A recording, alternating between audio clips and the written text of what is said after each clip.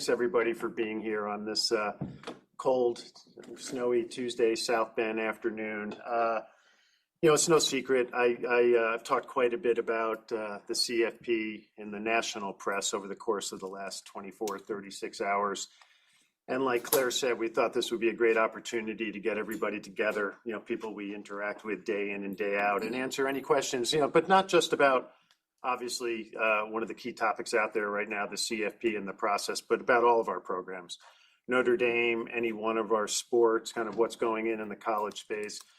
This is something we want to do at least once a year, just to spend time with all of you and give you an inside look of what's going on here at Notre Dame. But no secret, we were shocked, I would say mystified by what happened on Sunday. And just, where my head and heart go, and I know Marcus feels the same way, you just feel for those student athletes on our football team. As I said yesterday, as I said on Sunday, we felt we did everything we could over the course of the season. We lost our first two games. We're not hiding from that. We lost against a really good Miami team. We lost a nail-biter against Texas A&M, two great teams by a total of 4 points, and then we did everything we needed to do. We had one of the most dominant 10 games runs in the history of college football. And on top of that, we felt that the CFP committee, the ranking committee, felt the same way. You go back to that first ranking where we were 6-2 and Miami was 6-2, and they had already beaten us. And we were 10th and they were 18th. And the only thing that happened from that point forward is we both went on these amazing runs. And through no fault of our own, we wake up and find out that, we're the odd man out. We're on the outside looking in. And it's just, as I've said, all the credit in the world to the other teams that are in. They are 12 terrific teams that have won conference championships. Miami, I think the world of the program. I think it's one of the great universities in this country. Dan Radakovich is a good friend. Miami deserves to be in the CFP. Of course they do. And Alabama does as well. And you could make that argument for Texas and Vanderbilt. And you could go right on down the list. But, we were just led to believe all season long, if we took care of business, we were going to be in. And then to have that shock, that surprise on Sunday in that room with those kids who have given everything that they have since August to put themselves in that position, to be told week in and week out that you're in that position provided you win. And we certainly won when you think about these last 10 weeks. And it just boggles my mind that when we got off that plane that Sunday morning in snowy South Bend after the Stanford game, that was it. And that's not the way this season deserved to end with the performance of our football team. And I'm biased. Of course, I'm a 1,000,000% biased when it comes to Notre Dame. But you ask anybody in college football, we're one of the best teams in the country. We're one of those handful of teams that could absolutely win the national championship this year. And then standing up here today, knowing that we have 0% chance of proving that on the field is a bitter pill to swallow. But it's the situation we're in. And, what frustrates me, and I know what frustrates Marcus, is there's just no good explanation. Normally when you stand in front of these young student athletes who've poured their heart and soul, and they have limited opportunities in life to do this. You're only 18 to 22 for so long. There are only so many seasons. There are hundreds of seasons in the history of Notre Dame football, and hopefully there'll be hundreds of more seasons. But it's a finite amount of time in these kids' lives. And they put everything they had into it and positioned themselves and thought they did everything they needed to do. And it was just the ultimate gut punch to know that this team doesn't get to proceed and try to play for a national championship. So where my head is. I know, Coach Freeman, I spent most of the day Sunday with him, and he's going through the same emotions. But, you got to pick yourself up, dust yourself off, and start thinking about next season. And really now our focus is on those guys on the football team, our student athletes. What's best for them? Because they're, these are tough days for them as well. And that's a lot more important. How I feel about this is how they feel about this. So I wanted to get that, state that up front. And, when you think about Notre Dame right now, we've got a lot going on. A lot going on in the college space. This is a time of unprecedented change. Luckily for us, and because of the history of Notre Dame, we have a seat at the table in terms of talking about what's next for college sports, what's best for college sports, maybe perhaps what needs to change for college sports. So we have our eye on the national landscape about what needs to happen in college sports to preserve something that's so great. And then we're kind of hitting the ground running. Obviously, really excited about the start of our men's basketball season. Coach Shrewsbury doing an amazing job. We had an unfortunate injury, as you all saw, with Marcus, and I'm sure Micah will address that, later on today. But a great start to the season. Young talent playing unbelievably well. And on the women's side, the job Niele is doing with a different team than last year. No secret about that. Having the most talented player in the country in Hannah Hidalgo and this supporting cast, and really excited to see how that season progresses as well. In addition to all of our other programs here that are, really gearing up for an exciting winter and an exciting spring. But with that, I'd love to open it to questions and answer or try to answer anything that's on your minds. We'll start on the right. I don't need a mic. I can hear you. Yeah. I was curious. You mentioned permanent damage with the ACC. What is the next step in assessing that relationship? Where do you go from here? And what was the damage specifically? Yeah, I would tell you, again, and we have the ultimate respect for the fellow universities in the ACC. Wonderful universities with wonderful athletic programs. So it's not about the universities. It's not about Miami. I've texted back and forth with Dan Radakovich. I sent him a text last night saying, so happy you guys made it. I hope you go deep. I think you have the talent to win it all. But what we were really surprised by and disappointed was how the ACC conference really went on a social media campaign, in my opinion, attacking our football program. Miami had done that and they didn't. I get it. All's fair. There's a great rivalry, decades-long rivalry between Notre Dame and Miami. And that's the spirit of the universities and the football programs and fandom. And that's what makes college football special, whether it's Notre Dame, Miami, Notre Dame, USC, Michigan, Ohio State. But we felt this was different, and it raised a lot of eyebrows. And, we made our feelings known that we didn't particularly understand this. And it just kind of puzzled us that a conference that's home to over 600 of our student athletes walking around this campus today, I guess chose to go down that road. I guess intellectually I understand it, but I certainly don't agree with it.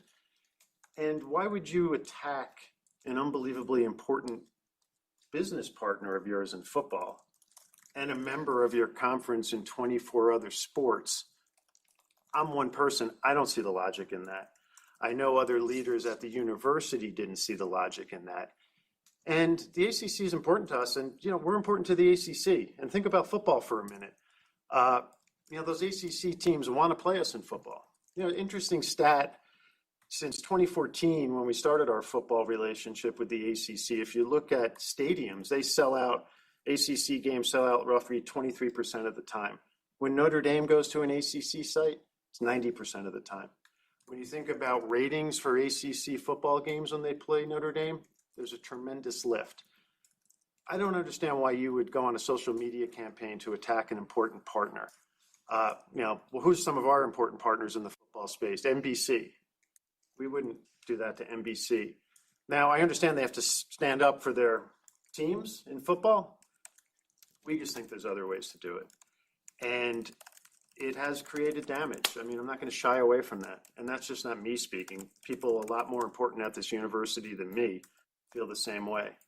So I think it has done some real damage, and I think the ACC knows that. And my follow-up is beyond expanding at some point to 14 or 16 teams. What needs to be fixed with the process? Because you question the process, not necessarily who's in and who's out. And how do you, Pete Bevacqua, go about helping to fix that? Yeah, there's human beings making these decisions, so they're never going to be perfect. That's understandable. But you get with these weekly shows and weekly rankings, very strong signals are being sent. Okay, Notre Dame, in the first ranking, you are 10th at 6-2. Well, we did nothing from that point until last Sunday, but to prove to the world that we've gotten better each week, progressed each week, have the best player in the country on our team in Jeremiah Love. We've done everything from that point, not even to put into question whether we should stay at 10 or get better. To me, all the empirical data in the world suggests we should get better. So we had this starting point of being 10th, dominated the rest of the season, and are on the outside looking in. So how do you fix that? You either have a really series of defined metrics that everybody can rely on and see and know what they're going into, or you have one ranking show at the end and say, okay, here's what it is and here's why we thought. And that would have been less of a shock to the system, to our team, than what happened was. Because if you wake up every day for 5-6 weeks and say, you're in, you're in, you're in, and what you do in response to that is you win in dominant fashion, 70 points, 50 points, 49, just week in and week out. And you have Jeremiah and Jadarian, they look like they're out of the Matrix, and it just everything going well. And then you wake up on Sunday and you're in a room with these 18 to 22-year-olds who are like, all right, are we 9th? Are we 10th? Let's get to practice. Let's get going. Let's win a national championship. Oh, wait a second. Sorry. You know what? There was a game where a team went through it and 4th down. That ought to mean something. Or, well, you lost to this team in week 1 and we asked everybody to go back and watch it. Well, we don't see the logic in all of that. And it's something that has to be fixed because, I said it yesterday, we take this very seriously at Notre Dame. Marcus Freeman takes this very seriously, our coaches, our student athletes, our administration. These rankings, and I said it, so I'm repeating myself, but they can't be a game of musical chairs at a 5th grade birthday party. And that's what it felt like to us. And don't appreciate that because of the impact it's had on the kids in that room and this university, quite frankly. These are big decisions. And we just have not had anybody answer us in a way that gives us any satisfaction at all as to what happened. Next we'll go to Adam Bergen Middle. Hey, what went in just to the sequencing of the social media posts that caught your attention, but then also what communication did you have at that point with the conference, specifically with Jim? And then what happened next? If you could just take us through that timeline. Yeah, I don't have the exact timeline in front of me, so I'll give you generalities about the timing of it. I think it was like a 3.5 week campaign. Saw the first social media post, and my gut reaction was somebody in their social media department got over their skis and did something that the ACC was going to correct. And quite frankly, I was kind of expecting a phone call saying, hey, sorry about that, it won't happen again. But then it did happen again. And we started to communicate with the ACC, texts that I sent, emails that I sent, and it continued to happen. And I had a conversation, I had a phone call with Jimmy a week ago today saying, hey, listen, that's a conversation I want to keep between me and Jimmy, but certainly got the point across that this was raised eyebrows and you got to know it's caused damage here between the university and the ACC. And just to play his side or their side, hey, we're promoting our team. We're also doing other comparative tweets or whatever it is. Why did you still feel like you guys were being targeted throughout that period of time? Well, we were definitely being targeted. And for better or for worse, we have a different relationship with the ACC than any other team in college football other than the teams that are in the ACC. Because we're in the ACC for 24 sports. We have a scheduling agreement with the ACC. And again, the ACC does wonderful things for Notre Dame, but we bring tremendous football value to the ACC. And we didn't understand why you would go out of your way to try to damage us in this process. We'll go in the back to Matt Freeman. Have you spoken with any Power 4 commissioners since Sunday? And if so, what were those conversations kind of focused on? Since Sunday, the only commissioner I've spoken to and a couple of great conversations with him is Greg Sankey. Greg and I talk all the time. I can't tell you how much I admire Greg and his leadership. And, good conversations, really about format, process. Gave him my viewpoint on the process. He shared some thoughts that he had with me that obviously between Greg and me. Format, Greg knows, they all know how I feel about the format. Go and put the process aside, the format. I mean, 4 teams, 12 teams, 14 teams, 16 teams, 1,000 teams. Should be 16 teams, in my opinion, with 5 automatic qualifiers and 11 at large. Think about that this year. If we had 4 teams, it would have been perfect. I don't think anybody would argue that those aren't the right 4 teams that are 1 through 4, right? The way they're playing, Texas Tech, Ohio State, Indiana, and Georgia. Particularly Indiana, what an unbelievable season they've had, and Georgia looks fantastic. 16 would have been perfect. Notre Dame, Texas, Vanderbilt, who else is in there? It's never, year by year, you're never going to have the same data points each year. It's never going to work out perfectly, whether you had 4 teams, 12, 14, or 16. What I like about 16 is it does create for more opportunity, does create more narratives around more schools, and yet preserves the integrity and the importance of the regular season. And I think that's one of the greatest things college football has going for it. The regular season is more important in college football than it is in any other sport by a mile. Think about college basketball, it's just different. Think about the NFL, Major League Baseball, the NBA. College football, hey, we see it. We see it last year. We saw it this year. We knew last year when we lost to NIU, we had no wiggle room. Every game was a bowl game. Every game was a CFP game. This year, after we lost in the last second to A&M, 0 room for error. Turns out we didn't even have 0 room for error. But I think 16 teams with that 5 and 11 breakdown is the way to go. And I think the vast, vast majority of people in the CFP management room feel the same way. And then it seems like some schools have found a way to work around the house cap. Is there any update from your end on where that kind of stands, just with new information coming out? Yeah, I would tell you, we are huge proponents of the house settlement. Notre Dame, give credit to Notre Dame, before I arrived here in this role, was huge proponents and endorsed the concept of student athletes being fairly compensated. What you have now with the cap, let's be realistic with each other.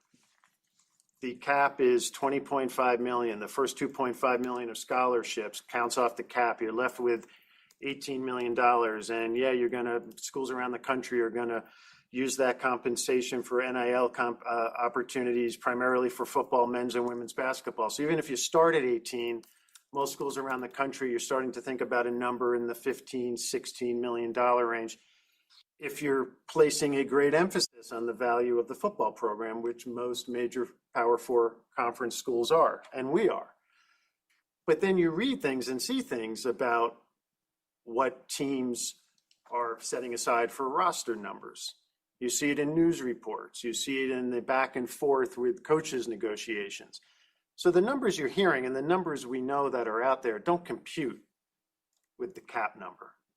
So I think we have to be honest and forthright with ourselves and have a set of rules that are realistic and reflect what's happening, reflect major college football in 2025 and beyond. I think the cap's too low.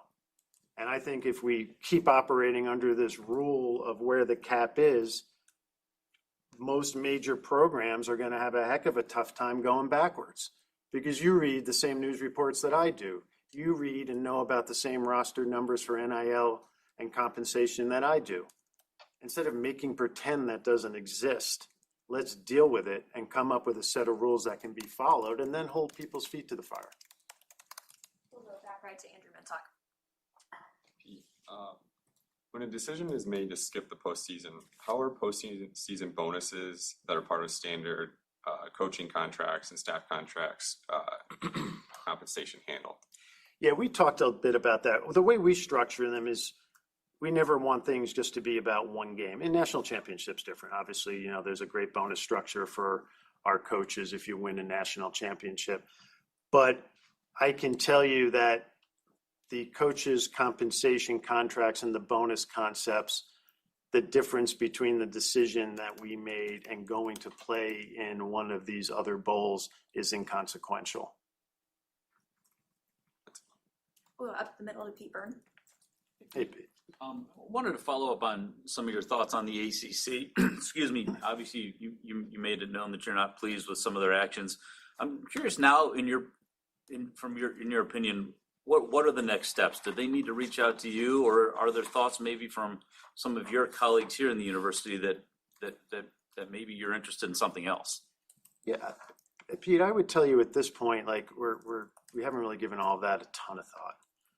You know, I mean, are we looking for an apology? To be quite frank, I don't think an apology does anything or unwinds what has happened. But at the right time, we'll sit down with the ACC leadership and I think have hopefully a very frank, honest, hopefully productive conversation. But I would tell you that time's not now. And then you've also mentioned the memorandum of understanding moving forward. Could you just flesh that out a little bit and explain what that means for you guys in the future and how that came about? Yeah, and I don't want to go into too much detail with the MOU, but some things have already been reported. And there is a provision in the MOU starting next year, which is the extension years of the ESPN deal between the College Football Playoff and ESPN. That, you know, if the number stays at 12, if Notre Dame is 12 or better, we're in. And then if it goes to 14, there's a different set of metrics. But, you know, people have asked me, well, you know, how come Notre Dame gets that benefit? And it's, you know, we still have to prove it on the field more than anybody. I mean, we still have to put ourselves in that area, that zip code of a top 12 team. But we want to protect ourselves against like what happened this year. And, you know, do I think Miami should be in the CFP? 100%. Do I think Alabama should be in the CFP? Yeah, they deserve it. They had a tough schedule. They played great. You know, they had a tough championship game. But we deserve to be in the CFP. And if I was at Texas, you know, I would have a strong argument. If I had the great season Vanderbilt had. But again, you know, for us, we needed to have some protection in there to say, okay, if we prove it on the field over the course of a season, and we're fortunate enough to be in that top 12, we need to know we have a surefire route of getting into the playoffs. We'll go on the right to Pete Sampson. I was interested, just as you look internally moving forward, what do you think Notre Dame can do to avoid this kind of situation moving forward, opposed to, you know, what the CFP can do or what, you know, changes can be made there? Well, we always want to know where we stand, right? So to answer your question based on what happened this year, like, hey, would I like to say, hey, let's go back in time and beat Miami, beat Texas A&M? Sure. But okay, we didn't.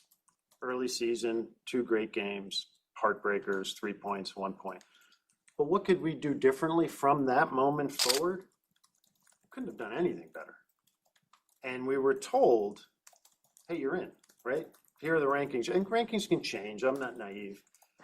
But based on what happened in the rest of the season around the country and based on what we did, what Marcus's team and that team did, there's nothing I could say we could have done differently from early Sunday morning after the A&M game to getting off that plane in the snow in South Bend at 8:30 on a Sunday morning from Stanford.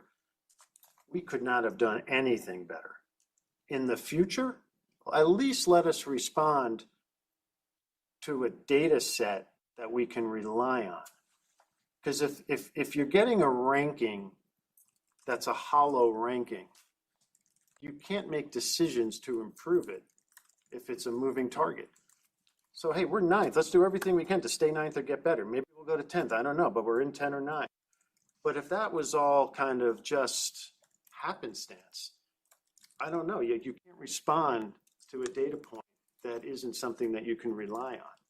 So in that first week of the CFP rankings, if we were 17th or 16th or 19th behind Miami, all right, we know where we are. It's going to be an uphill climb. This is going to be tough, right? I don't know if we can get in. Let's start thinking about, well, what's next? Let's keep winning. Let's keep doing, you know, but at least we know where we stand. That's why we felt like we had the rug pulled from underneath us. We thought we knew where we stood week in and week out. And then, oh, by the way, here we go. Here's the selection show. You know, just kidding. If you had just been 19th the whole time, do to use your example there. So you knew you were out. Well, we Would you have would played- know you- the hill we'd have to climb, but I would tell you, I think we would have climbed that hill or come Okay. close to it based on our performance for those subsequent 10 weeks. I guess I'm asking more like if you didn't have the rug pulled out of you element to it, would you have played in a bowl game, or is Notre Dame out of the non-CFP bowl game business? No, it's a great question, and we have making the team making the decision not to play in this year's bowl game was a decision solely isolated to this year. We can't speak for future years. We can't speak for what the captains on the team feel like, the nature of a season. Maybe you started the season strong and then fell off, and here's a way to turn the corner and reignite momentum and springboard you into the next year. Maybe one year you have an unbelievably young team and you want to kind of start that maturation process for the next year. But this year, this was a team that had national championship aspirations. This was a team that was unbelievably close-knit. And in the crazy world of major college football emotions, you find out you're not in the CFP and you're shocked. And then you get a call, hey, do you want to go play in this bowl game?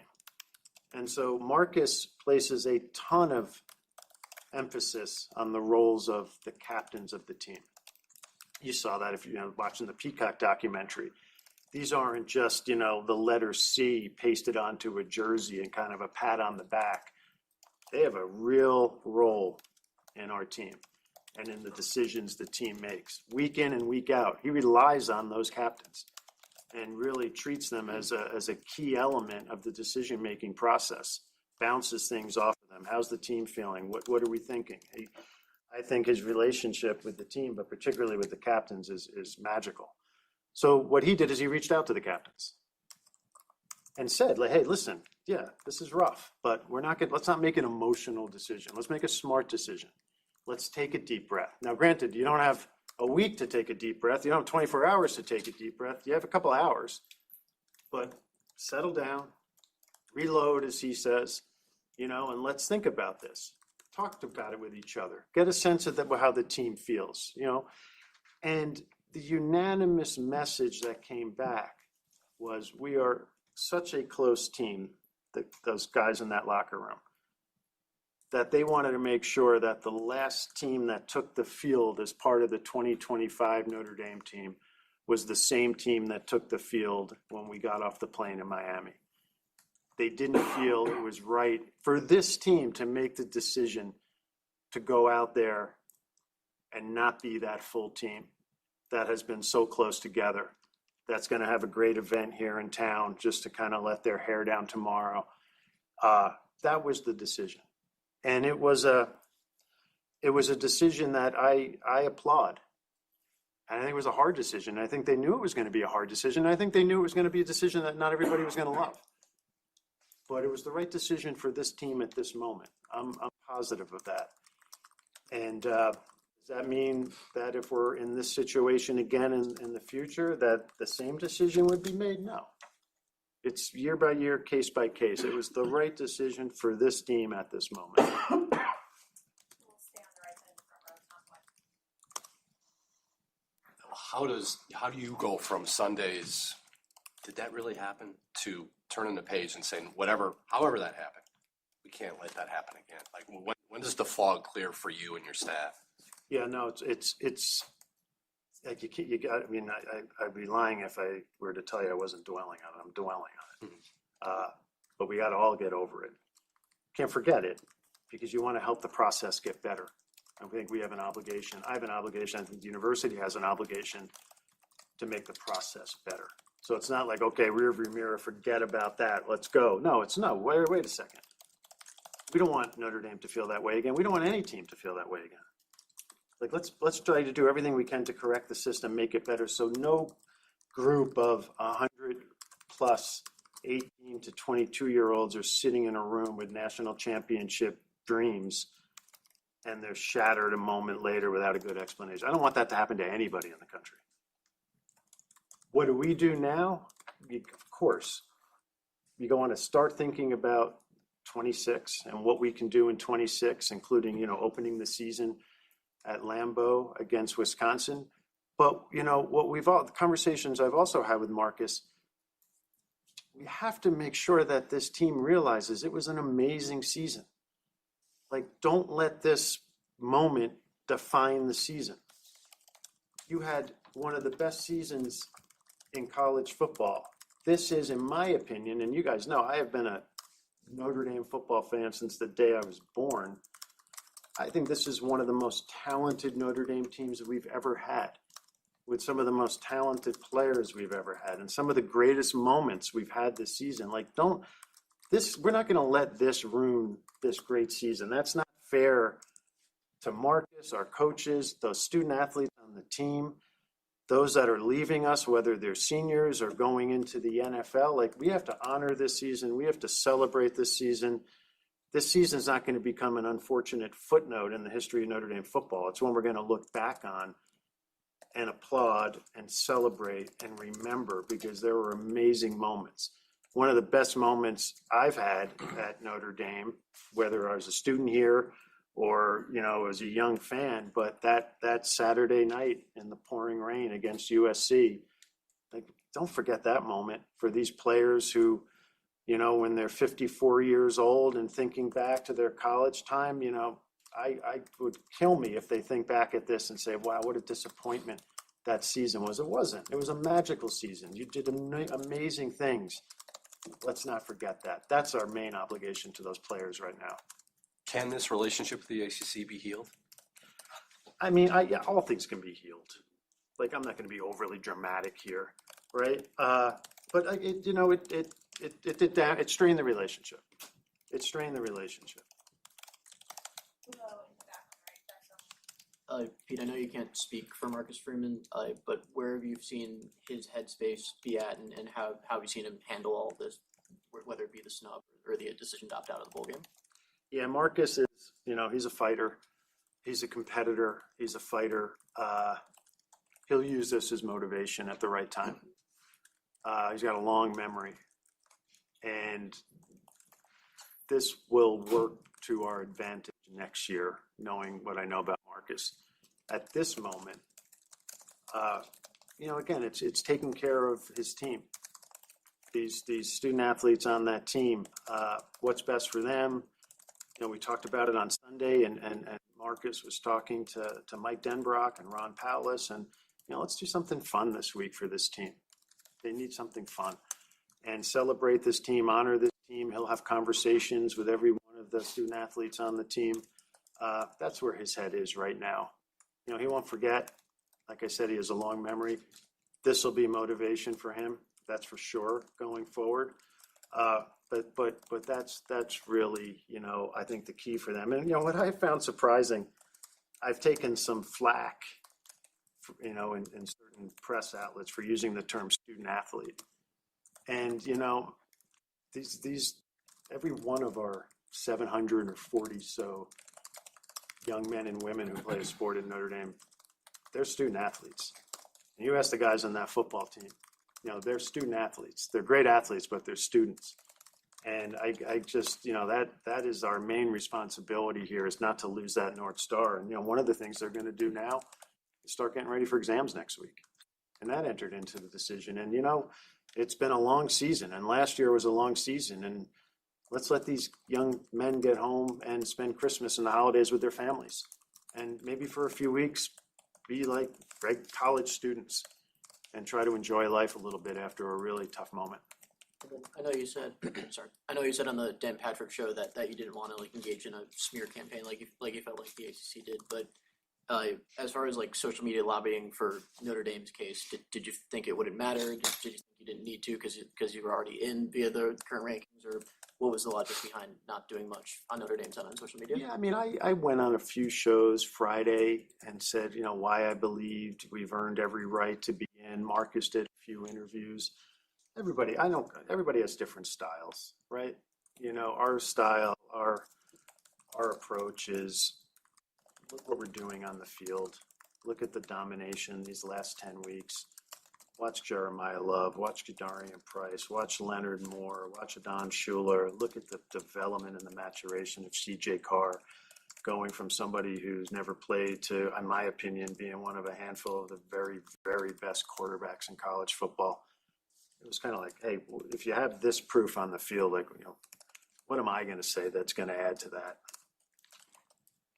We'll stick on the right side of the front row, Mike Giardino. Hey, Pete. The drumbeat continues. I think it'll probably be annually that the NFL has eyes on Marcus. Even some of the coaches, Mike Vrabel, saying what a stud Marcus is. How do you stay proactive with that NFL possibility for him? And what's your sense of whether there might come a day where he's all about challenges, where that would be an appealing challenge that you just couldn't match? Yeah, well, I would say I would never say we wouldn't match anything when it comes to Marcus. Everybody has eyes on Marcus. College has eyes on Marcus. NFL has eyes on Marcus. I bet Hollywood has eyes on Marcus, right? I wouldn't be surprised if he's in the next, Leo DiCaprio movie with Martin Scorsese. Marcus is Marcus. All the credit to him. He deserves it. He's the absolute best coach in the country for Notre Dame, full stop. He's one of the greatest college coaches in the country. And people forget how young he is. So I get it. And that's a compliment to him and his success and the way he represents himself and the way he prepares and who he is and how he talks. It's one of my main obligations and responsibilities to this university is to make sure Marcus wakes up every day knowing that he is supported and valued by Notre Dame. And I can say with 100% certainty he feels that way. And Notre Dame is totally aligned around the importance of college football for Notre Dame. We're totally aligned on how he is the perfect coach for Notre Dame. And he's, as I like to say, it's tough to say he's more than the Notre Dame football coach because being the Notre Dame football coach means so much. But he's more than the Notre Dame football coach. He's part of this university. He's part of the fabric of this university. So's Joanna. So are his kids. He's everywhere. He's at, as you've heard me say before, he's at soccer games, women's and men's basketball games, hockey games, talking to students.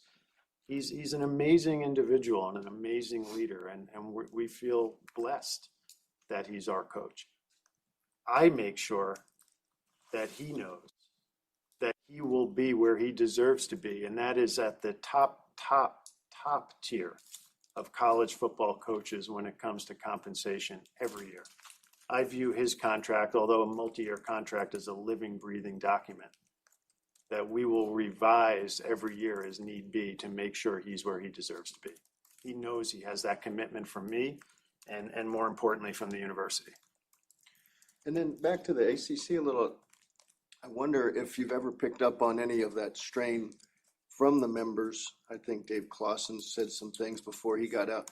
In terms of your success in the portal, 3 straight years you could make the sense that you guys went in there and got your top portal addition from an ACC member, Hartman, Leonard, and Fields. Has there ever been any mention even from Jim Phillips about, hey, hands off, or how do you spin that into this year's portal? Do you ever provide a governor on yourselves in terms of how you shop against ACC schools? Well, in terms of up until this moment, I think the relationship between Notre Dame and the ACC has been unbelievably healthy and mutually beneficial. That's, I think, one of the reasons why we were so kind of flabbergasted by this. We don't think about an ACC governor on what we might or might not do in the portal. We have our own governor. Whether you were talking to Marcus or Micah or Niel or any one of our coaches, Notre Dame, we have to be incredibly selective and incredibly precise and opportunistic when it comes to the transfer portal. Notre Dame's a high academic school, as everybody knows, and we have to be really selective. And we have a wonderful relationship with Mickey Kidder on our admissions department. And we go and we sit with Mickey and we say, okay, we're interested in this young man or this young woman, and this is the school they're at, and these are their grades and the courses they've taken. And yes, they're in-person classes and not online classes. Even conversations with transfers from other great academic schools. So we're not one of these schools that are going to go out there and overhaul a roster, particularly in football. That's not what Marcus wants to do. Yeah, he wants to get a Malachi Fields, a Will Pauling, a Riley Leonard. He wants to be really specific, really opportunistic, and get people in who can succeed on the football field, but can succeed here at Notre Dame and have a great Notre Dame experience. That's important for us. I know it's important for him. That is all the time we have today. Thanks, everybody. Thank you, everybody.